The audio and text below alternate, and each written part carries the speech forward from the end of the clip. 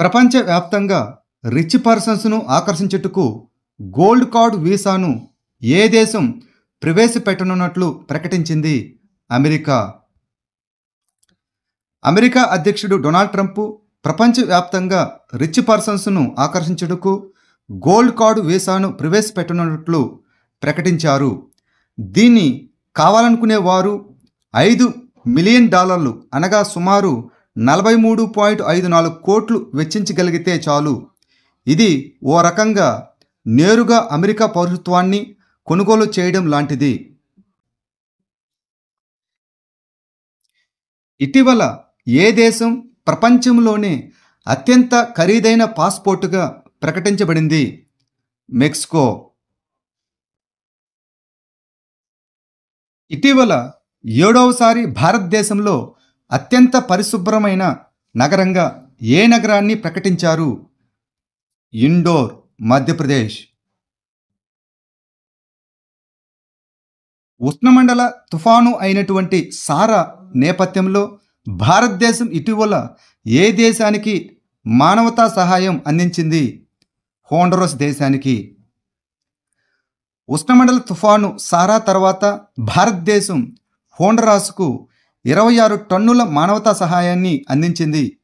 ఈ సహాయంలో శస్త్రచికిత్స వస్తువులు, గ్లూకోమీటర్లు, ఆక్సిమీటర్లు, చేతి తొడుగులు, సిరంజులు మరియు ధృవాలు వంటి వైద్య సామగ్రిలు ఉన్నాయి. దుప్పట్లు, స్లీపింగ్ మ్యాటులు మరియు పరిశుభ్రత కిట్టులు వంటి విపత్తు సహాయ సామగ్రి కూడా ఇందులో ఉన్నాయి. ఇటీవల నివేదిక ప్రకారం ఏ దేశం ప్రపంచ రొమ్ము క్యాన్సర్ రేటులో అగ్రస్థానంలో ఉంది? New Zealand.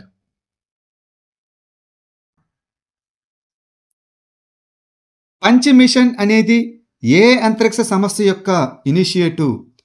National aeronautics and space administration, NASA. NASA సూర్యుని యొక్క వాతావరణాన్ని అధ్యయనం చేయడానికి మొదటి రకం సౌర మిషన్ అయినటువంటి పంచ్ మిషన్ కోసం సిద్ధమవుతుంది.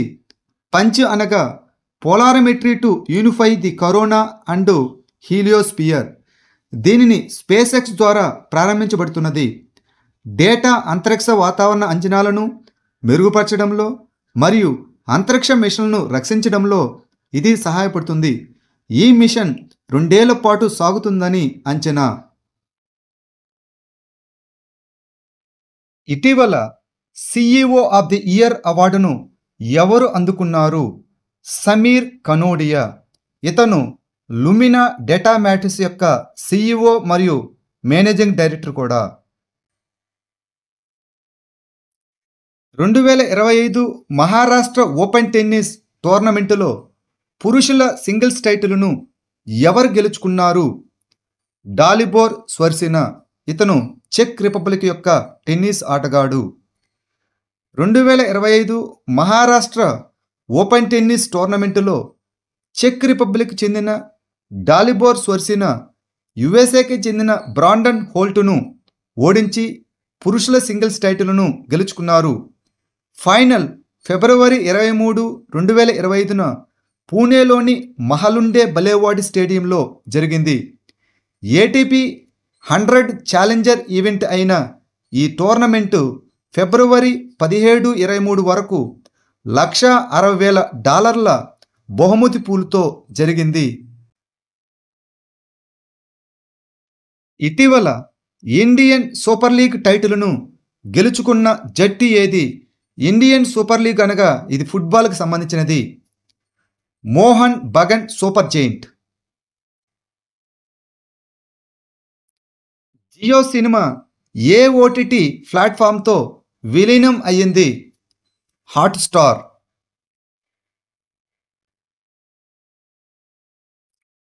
Bageshwar Dham medical and science research ఇన్స్టిట్యూట్కు శంకుస్థాపన మధ్యప్రదేశ్లోని ఏ జిల్లాలో జరిగింది? ఛతర్పూర్. ప్రధానమంత్రి నరేంద్ర మోదీ ఫిబ్రవరి 23న మధ్యప్రదేశ్లోని ఛతర్పూర్లో Bageshwar Dham medical and science research ఇన్స్టిట్యూట్కు శంకుస్థాపన చేశారు. ఈ సంస్థ పేద క్యాన్సర్ రోగులకు ఉచిత చికిత్సను అందిస్తుంది. ఇది 10 ఎకరాల్లో నిర్మించబడుతున్నది. మొదటి దశలో 100 పడకల ఆసుపత్రి ఉంటుంది.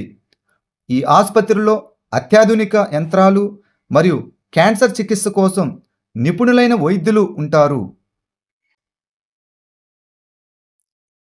RS-24 యార్స్ ఏ దేశానికి చెందిన ఖండాంతర బ్యాలిస్టిక్ క్షిపణి? రష్యా. రష్యా అణు వార్హెడ్లతో పోరాట గస్తీ మార్గాల్లో RS-24 యార్స్ ఖండాంతర బ్యాలిస్టిక్ క్షిపణులను అనగా ICBMలు అంటారు, ఇంటర్కాంటినెంటల్ బ్యాలిస్టిక్ మిసైల్స్ అంటారు, మోహరించింది. ఈ RS-24 యార్స్ అనేది ఫిబ్రవరి 2010లో సేవలోకి ప్రవేశించిన రష్యన్ ICBM వ్యవస్థ. ఇది 2000 నుంచి 10,500 కిలోమీటర్ల పరిధిని కలిగి ఉంటుంది మరియు 10 అణు వార్హెడ్లను మోయగలదు. ఏ దేశంలో GTAI అనగా గ్రీన్ ట్రాన్సిషన్ అలియన్స్ ఇండియా ప్రారంభించబడింది? డెన్మార్క్. ఇటీవల యాంటీబయోటిక్ రెసిస్టెంట్ ట్రాకింగ్ కోసం AIIT AMR సెన్స్ అనే ఆర్టిఫిషియల్ ఇంటెలిజెన్స్ సాధనాన్ని అభివృద్ధి చేసింది. IIT ఢిల్లీ. నేచర్ 2025 అంతర్జాతీయ కార్బన్ మార్కెట్ల సమావేశం ఇటీవల ఎక్కడ జరిగింది? న్యూఢిల్లీ. కార్బన్ మార్కెట్లపై మొదటి అంతర్జాతీయ సమావేశం నేచర్ 2025 ఫిబ్రవరి 24-25 తేదీలలో న్యూఢిల్లీలో జరిగింది. దీనిని కేంద్ర విద్యుత్ మంత్రిత్వ శాఖ పరిధిలోని బ్యూరో ఆఫ్ ఎనర్జీ ఎఫిషియన్సీ నిర్వహించింది. ఈ కార్యక్రమాన్ని కేంద్ర విద్యుత్ మరియు గృహ నిర్మాణం మరియు పట్టణ వ్యవహారాల మంత్రి మనోహర్ లాల్ ఖట్టర్ దీనిని ప్రారంభించారు.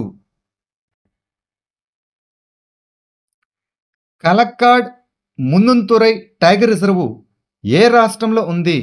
తమిళనాడు. వన్యప్రాణుల గణన కలక్కాడ్ మున్నంతురై టైగర్ రిజర్వ్లోని కలక్కాడ్ డివిజన్లో ప్రారంభమైంది. ఇది తమిళనాడులోని దక్షిణ పశ్చిమ కనుమలలో ఉంది. ఈ అభయారణ్యం కేరళ మరియు తమిళనాడు మధ్య ఉంది. ఇది ప్రపంచంలోని 18 జీవ వైవిధ్య హాట్స్పాట్లో ఇది ఒకటి. ఇటీవల ఎవరు ఇన్స్టిట్యూట్ ఆఫ్ ఎకనామిక్ గ్రోత్ డైరెక్టర్గా నియమితులయ్యారు? సబ్యసాచి కర్. ఇటీవల భారతదేశం మరియు ఏ దేశం కొత్త సరిహద్దు హాట్ లైన్ను ఏర్పాటు చేశాయి? బంగ్లాదేశ్.